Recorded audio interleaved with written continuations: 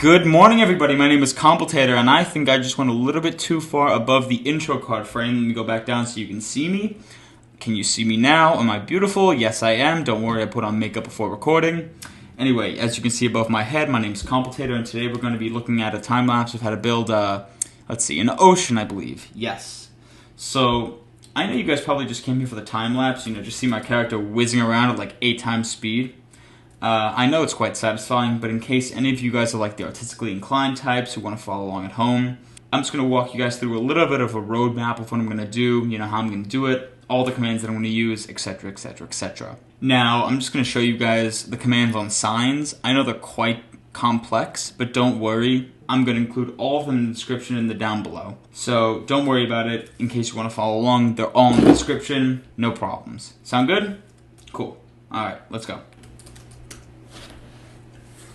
Alrighty then, so one obvious cut later, the first thing that I'm going to do is select an area to build my ocean using a WorldEdit wand. I'm just going to do that by picking both corners of my plot and just selecting the whole thing. If you guys want to follow along at home, just make sure you're starting off by working with a nice easy shape / selection like I did. Work with a square or a rectangle. Don't worry, you can carve it down later for a little bit more of an interesting shape. And then just stick it into your existing builds. Then, what I'm going to do is I'm just going to make some nice, bulky shapes for my ocean floor. I'm just warning you now, they're not going to look very pretty until later on. I'm just shaping right now, okay?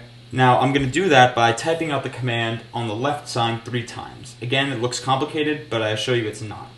All this is saying is, hey, WorldEdit, on my entire selection, I want to overlay a pattern of wood planks and air in a pattern called simplex of magnitude 50. By the way, feel free to play around with that 50. Feel free to play around with any of these commands that I give you. I'm just showing you guys how I did it. Again, you can pick any number between 1 and 100 for that 50 slider. Just remember that the higher that number gets, the less quote-unquote chaotic your pattern's going to be. So at 1, it's going to look very random, like you've just thrown blocks on the plot, and at 100, it's going to look incredibly orderly and a little bit boring in my opinion.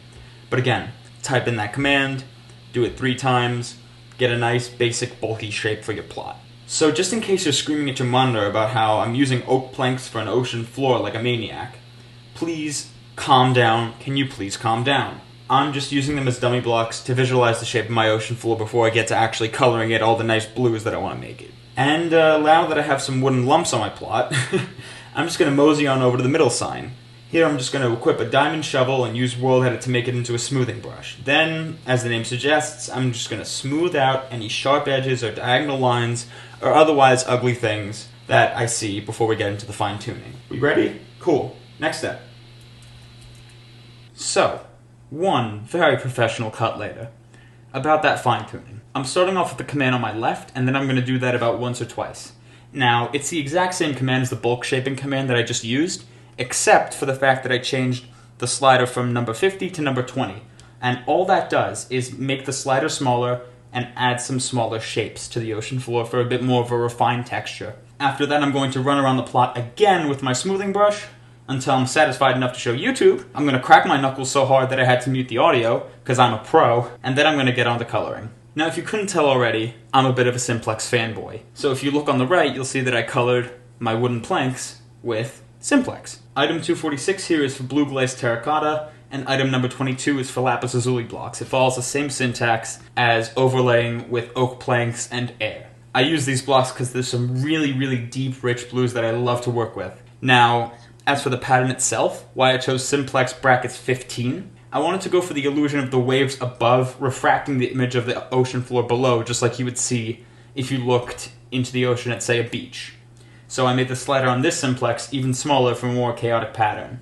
Now, in the time-lapse itself, you're going to notice that I'm doing the coloring in segments. That's because my server has a limit on how many blocks you can target with WorldEdit at a time. But, luckily, from what I can tell, you don't have to do a simplex in one go. It's a consistent pattern that you can do either all at once or in slices. And by the way, as a side note, if you get a bit sick of simplex, try out this pattern. It's called #electric. It follows a very similar syntax to simplex, except instead of a number between 1 and 100, do a decimal between 0 and 1. It's a slightly different pattern, but I think you'll notice the difference. So now for the real meat of this stuff. Check it out. So this technique right here actually inspired me to make this entire video. Now, normally you'd make an ocean by building your dark blue undercurrent, then constructing a light blue midcurrent, and then detailing with the crest, that sort of white foamy bit at the top. Essentially, you'd make pyramid shapes with the crest at the tip and the undercurrent at the base. I flipped this whole technique on its head by overlaying each current level as a layer, then digging out V-shapes. This basically lets me visualize the most visible part of the build first, and then make some really nice smooth lines. Have you subscribed yet? Because you should totally subscribe!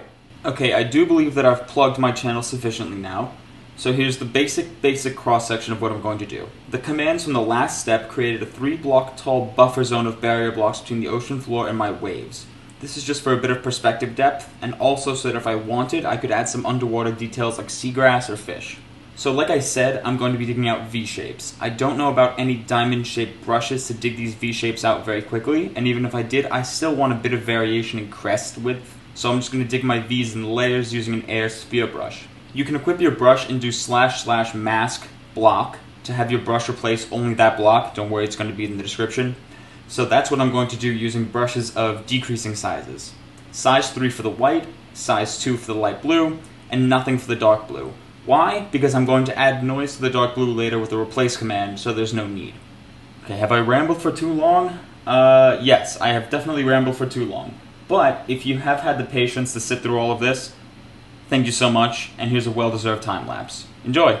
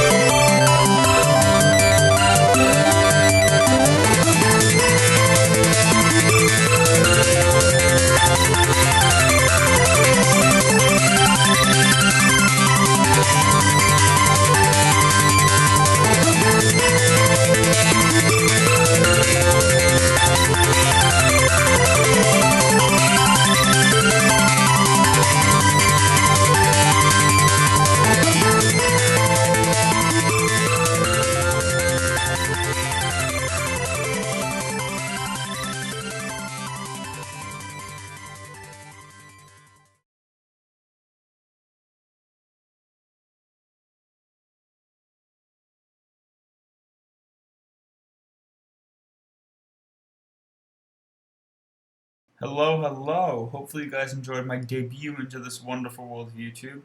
It legitimately took over 6 weeks to record and edit this whole thing. So if you did enjoy, please do like and subscribe because it would mean a whole lot to me. And you know what? Who knows? If you do, there may be another video out soon, so please do stay tuned. But regardless, thank you guys so much for watching. I'll see you guys next time.